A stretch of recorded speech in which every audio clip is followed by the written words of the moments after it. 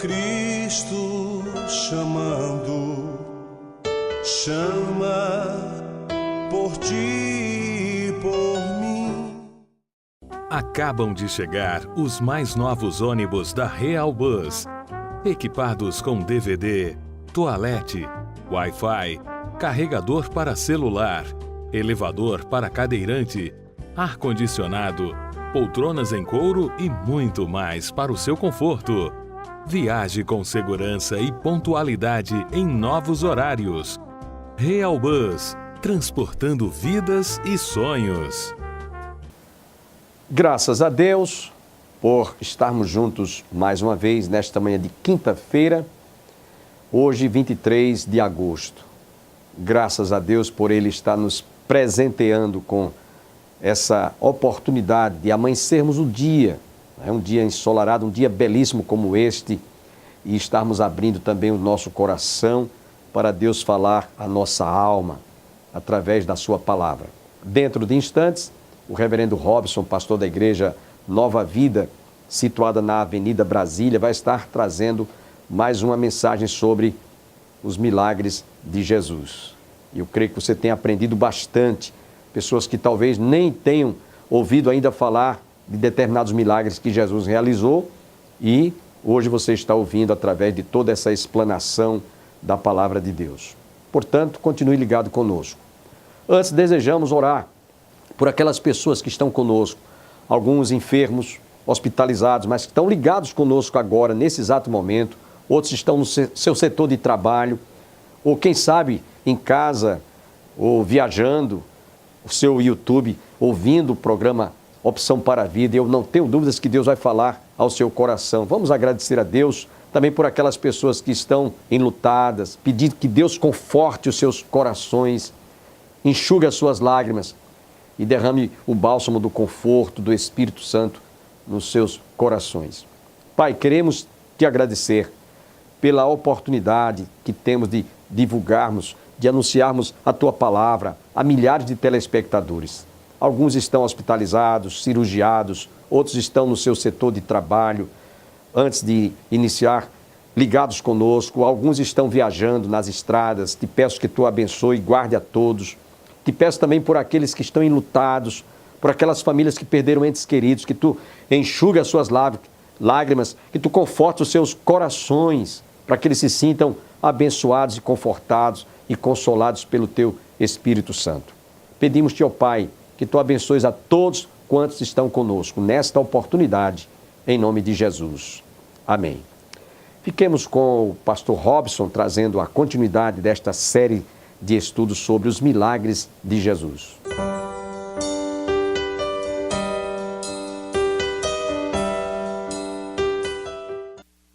E outro do lado da mesa, assim, provavelmente um baixinho, ruivo, com a cara cheia de sarda. E você olha para ele assim e diz: e aquele ali? Quem é aquele ali? Cala a boca, aquele ali é Davi. E aquele outro baixinho, meio assim careca, eu não sei se vai ter careca no céu, né? Provavelmente não. Aquele ali é o apóstolo Paulo. E você vai estar sentado na mesa com essas pessoas. E de repente aquele coral de anjos louvando e glorificando. E o céu se abre naquele trono de glória, todo iluminado. E quem está sentado lá no trono? O Pai, o Filho e o Espírito Santo. E de repente vem Jesus para servir essa ceia para a gente. Jesus olha nesse texto e diz: chegará o dia em que eu trarei pessoas do Oriente e do Ocidente, e elas sentarão à mesa para comer com Abraão, Isaque e Jacó. Mas aqueles que acham que são os filhos do reino, judeus que não creem em Jesus Cristo, esses serão lançados para fora. E os judeus devem ter ficado com muita raiva na hora que Jesus disse isso. Afinal de contas, os primeiros que vieram trazer a notícia para chamar Jesus Cristo para curar o servo do centurião, quem foram? Foram os judeus. Jesus está dizendo, em outras palavras, que vocês estão trazendo a mensagem, mas vocês não creem naquele que é o autor da mensagem. Vocês trazem consigo a notícia, mas vocês não creem na notícia. E quando eu olho para esse texto, eu me faço essa pergunta. Nós fazemos parte daquele povo que leva a mensagem e não crê na mensagem? Ou nós fazemos parte daquele povo que foi trazido do Ocidente e do Oriente e vai sentar à mesa com Abraão, Isaac e Jacó? Você faz parte de que povo? Porque pode ser que nessa noite você seja daquele povo, faça parte daquele povo que está carregando a mensagem, mas que ainda não está crendo na mensagem que carrega.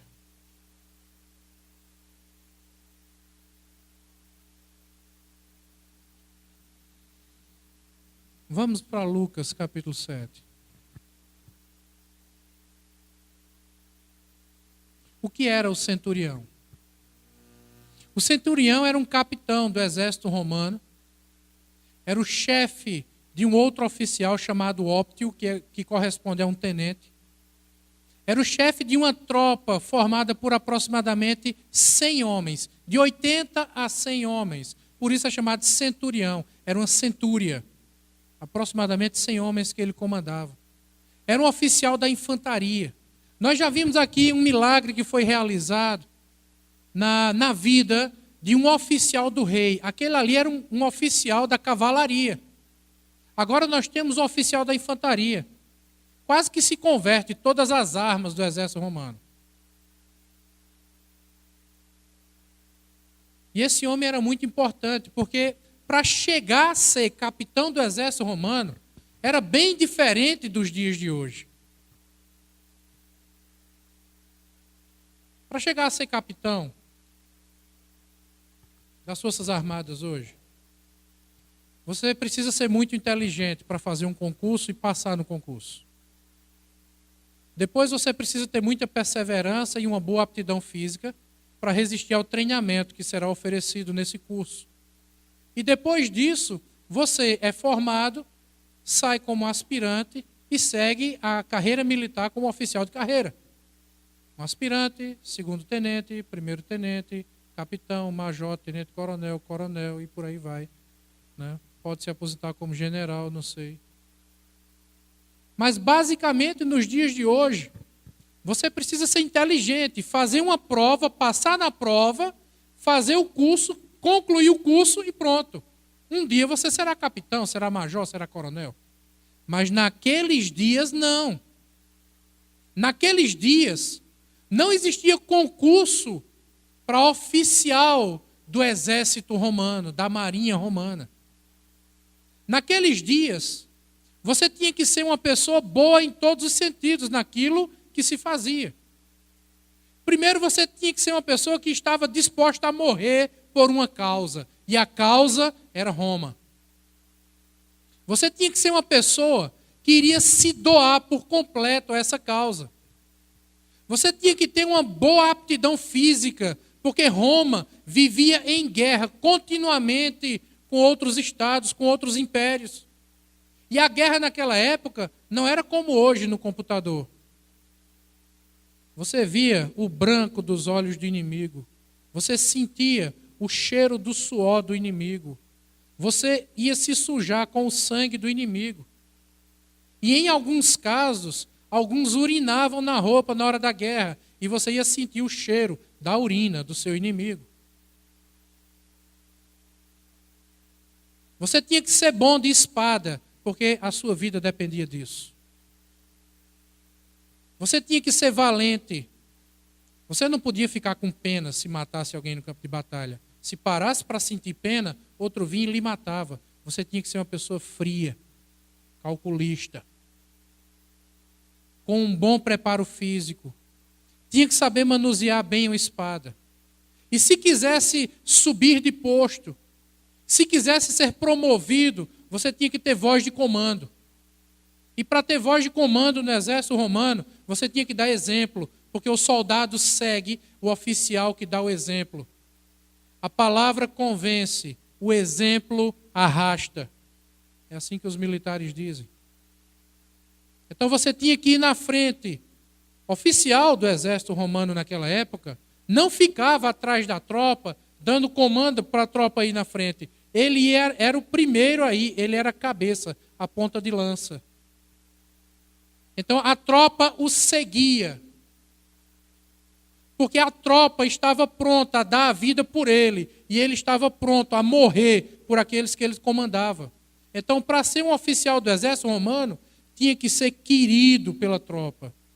O homem dormia junto com os soldados, sofria junto com os soldados, sangrava igual os soldados, comia junto com o soldado, vivia junto com o soldado. Ele ganhava o coração dos homens. Então, quando nós olhamos para esse texto, e o texto diz que um centurião estava ali em Cafarnaum, isso está nos dizendo muita coisa. Isso está dizendo que nós temos em Cafarnaum um homem muito importante. Um homem que, se desse uma ordem, os soldados iriam seguir cegamente a sua ordem. Nós temos ali soldados que têm fé no centurião. Quem tem fé no centurião, obedece o centurião de olho fechado. Você pode não gostar, você pode não entender, você pode não saber explicar, mas você obedece. Porque você sabe quem está mandando. Isso é fé. Então, para ser um centurião, ele não chegava ali à toa, meu irmão. Ele não chegava a ser um centurião do dia para a noite. Ele não caía ali de paraquedas. Não tinha promoção política, favorecimento. Ele tinha conquistado aquilo ali. Então nós temos um homem aqui, um centurião, que tinha tudo para ser extremamente orgulhoso. Nós temos aqui um homem que tinha tudo para ser soberbo, arrogante. Um homem que poderia dizer na frente de todo mundo: eu cheguei aqui sem precisar de ninguém, eu fiz por onde, eu mereço isso aqui. E alguns centuriões eram assim, extremamente arrogantes, orgulhosos. Olhavam para os judeus de cima para baixo. Mas agora, nós temos um centurião. E para completar ainda a situação, Roma tinha invadido Israel, subjugado Israel. Israel tinha que pagar tributo a Roma. Israel estava subjugado ao Império Romano. Então os romanos se viam como uma classe superior, uma casta superior aos judeus. Era o exército invasor. Mas quando eu olho para esse centurião aqui, em Lucas 7, eu não vejo nada disso. Eu não vejo um homem arrogante. Eu não vejo um homem soberbo. Eu não vejo um homem orgulhoso. E humanamente falando, ele tinha tudo para ser. Mas ele não era. Ele era amigo dos judeus.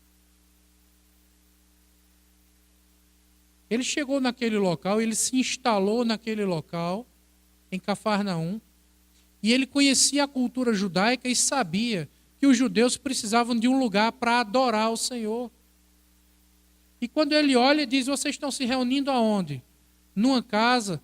Não, vamos fazer um lugar melhor para vocês. Vocês merecem um lugar mais elaborado, melhor construído. E ele usou a sua autoridade agora, não para subjugar o povo, mas para abençoar o povo. E fez uma sinagoga, um local decente, bonito. O alicerce dessa sinagoga existe ainda hoje lá em Cafarnaum. No século IV, V, construíram uma sinagoga mais moderna em cima dessa daqui.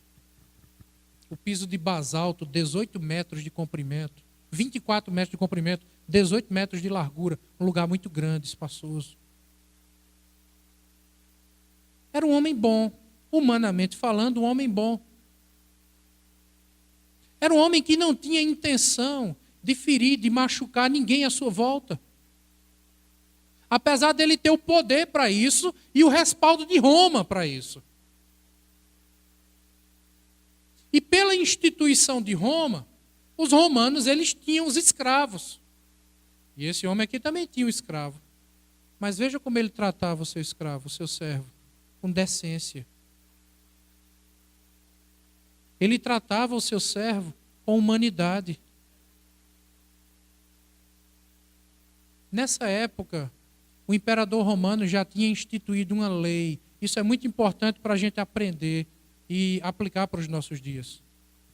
Existia uma lei em Roma, já nessa época, que os escravos que estivessem doentes não poderiam ser jogados fora, descartados. Eles teriam que ser tratados. Se morressem, seria uma fatalidade, mas deveriam morrer com o mínimo de decência. O seu senhor não poderia abandoná-lo, teria que cuidar dele. Agora, esse homem aqui está muito longe de Roma. Ele não está nem no centro de Israel, está lá no interior de Israel, lá na Galiléia, no norte de Israel, lá em Cafarnaum. Longe dos olhos de todo mundo, a maior autoridade aqui era ele. Ele poderia ter descartado aquele escravo, aquele servo. Mas ele não faz isso. Ele vai buscar ajuda. Ele vai procurar quem ajude o seu servo. Então, quando eu olho para esse centurião, irmão, sinceramente, eu admiro esse homem. Eu admiro. Porque era alguém que tinha... Era um homem, como nós dizemos, aguerrido. Batalhador. Sabe, era alguém que tinha foco. Era alguém que lutava pelos seus sonhos, pelos seus ideais, mas fazia isso de forma lícita. Esse homem, ele não queria nem mesmo pisar no pescoço do seu escravo.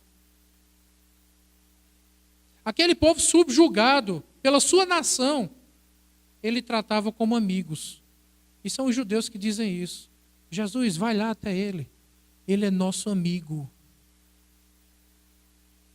E quando eu olho para um centurião, um homem criado em Roma, eu não sei se você já estudou alguma coisa sobre Roma, sobre os costumes dos romanos no século I.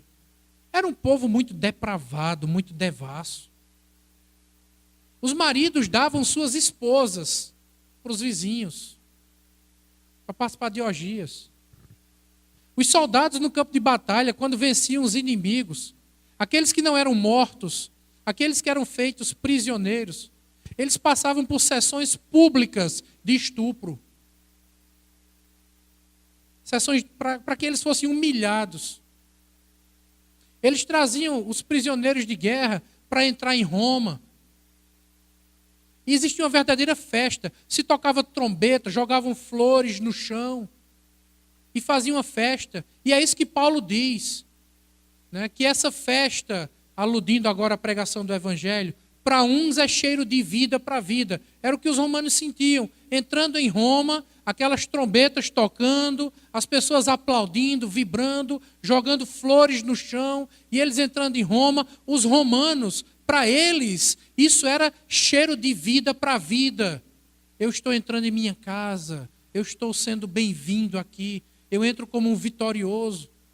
Mas os mesmos escravos, naquele mesmo momento, naquela mesma situação, experimentando a mesma coisa, para eles, aquilo ali era cheiro de morte para morte, é o que Paulo diz em Coríntios. Para uns é cheiro de vida para vida, para outros é cheiro de morte para morte. Então os romanos eram um povo muito depravado. Adoravam vários deuses, várias divindades. Você podia adorar o Deus que quisesse. Desde que não mexesse na religião deles, você podia fazer o que quisesse da sua vida. Os romanos eram extremamente liberais. Existiam duas leis em Roma. que não podiam ser quebradas de maneira alguma. A Pax Deorum, que era a paz com as divindades. Você podia exercer sua religião, desde que a sua religião não ferisse a religião de Roma. Essa era a Pax Deorum. E tinha a Pax Romana. A Pax Romana era a paz política. Você podia viver de acordo com seus costumes, viver a sua lei, desde que você se submetesse à lei romana, desde que você reconhecesse que César, o imperador romano, é Deus. Esse foi o problema com os cristãos. Porque os cristãos disseram, nem César é Deus e nem a gente vai adorar os deuses romanos. Quebraram as duas leis principais de Roma. Um crime terrível. Por isso que foram perseguidos. Porque o cristianismo, a nossa religião, ela é subversiva nesse sentido. Ela é rebelde nesse sentido. Nós somos o povo que não se dobra àquilo que a palavra de Deus condena. Nós não nos amoldamos a esse mundo. Nós aceitamos as leis que Brasília produz, desde que essas leis não quebrem princípios bíblicos. Porque se quebrar princípio bíblico, nós ficamos com a Bíblia e desobedecemos a lei. Nós somos esse povo, desde o início foi assim. Então os romanos eram muito depravados. Mas agora vem esse homem, um centurião, amigo dos judeus, piedoso com o seu servo. Eu admiro esse homem. Eu admiro esse centurião. E eu fico olhando e pensando no seguinte. Esse homem foi criado em Roma. Nós não temos a menor ideia, a menor noção de quantas batalhas esse homem travou. Quantas pessoas ele matou ou viu morrer no campo de batalha. Batalhas sangrentas, terríveis. Mas apesar disso tudo, toda essa dureza, toda essa crueldade, toda essa frieza, toda essa maldade, toda essa perversidade, isso não corrompeu o coração desse homem. Esse homem não se deixou influenciar pelo meio onde ele vivia. E nós que no passado já fomos conhecidos como o povo do livro. Nós que no passado já fomos conhecidos como o povo que orava. Porque no passado era assim. No passado as pessoas olhavam para a gente. Eu lembro disso há muito tempo atrás, aqui no Nordeste. Os missionários que iam para a cidade do interior, no sertão. Era proibido vender pão para os missionários. Pão é uma comida essencial. Mas não era só por isso. É porque se não vende o pão para o missionário não tinha como fazer a Santa Ceia na igreja. Os filhos dos missionários no sertão eram proibidos de ser matriculados nas escolas, para que não estudassem, para que ficassem analfabetos e não conseguissem ler a Bíblia, porque conhecereis a verdade vos libertará. Nós já fomos o povo do livro. O povo não gostava da gente no passado, mas dizia assim, eu não gosto deles. Esse negócio de ser crente, eu não quero ser crente. Mas na hora que a coisa apertava, procura fulano de tal que é crente. Ele ora e Deus ouve. Nós éramos conhecidos assim. O povo que era desagradável, mas que quando orava, Deus respondia.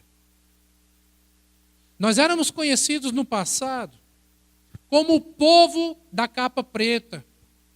O povo do livro da capa preta, que andava com a Bíblia debaixo do braço.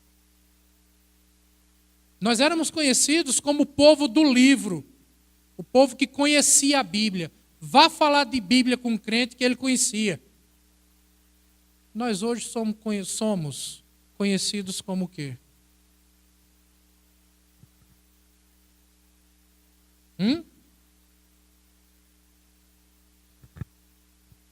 Então eu olho para um centurião romano que tinha tudo para para ser um homem perverso, um homem mau. E aqui não era.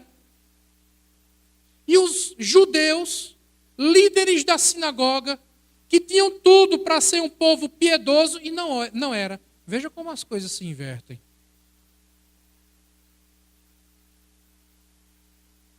Um homem que olha para si mesmo. Esse homem nunca viu Jesus.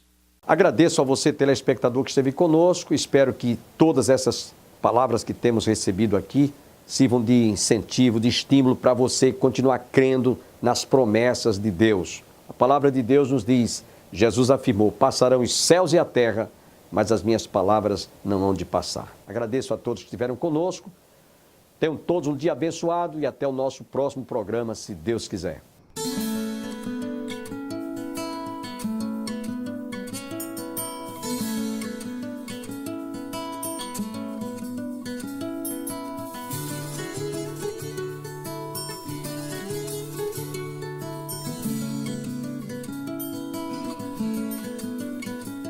O tempo que não corria, o tempo que não passava, no tempo em que só se andava no passo do carro de boi,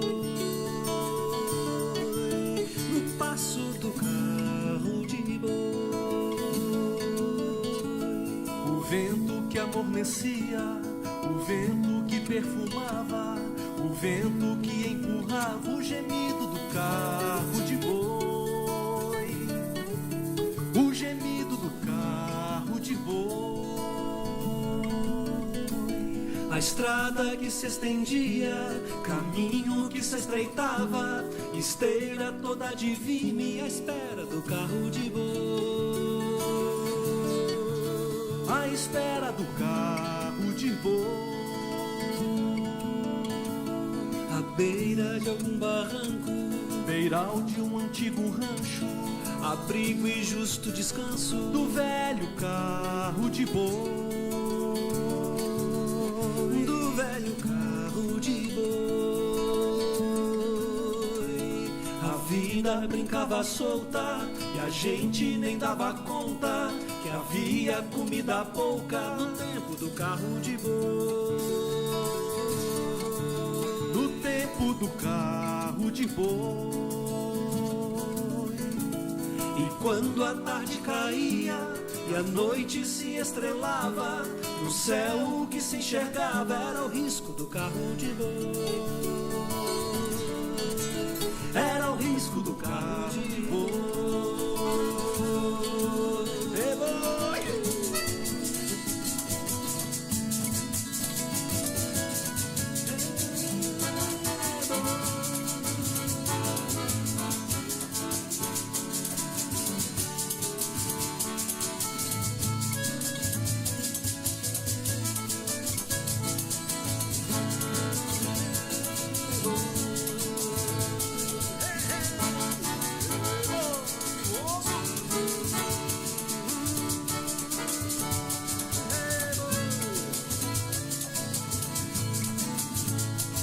E quando a tarde caía e a noite se estrelava, no céu o que se enxergava era o risco do carro de boi. Era o risco do carro de boi.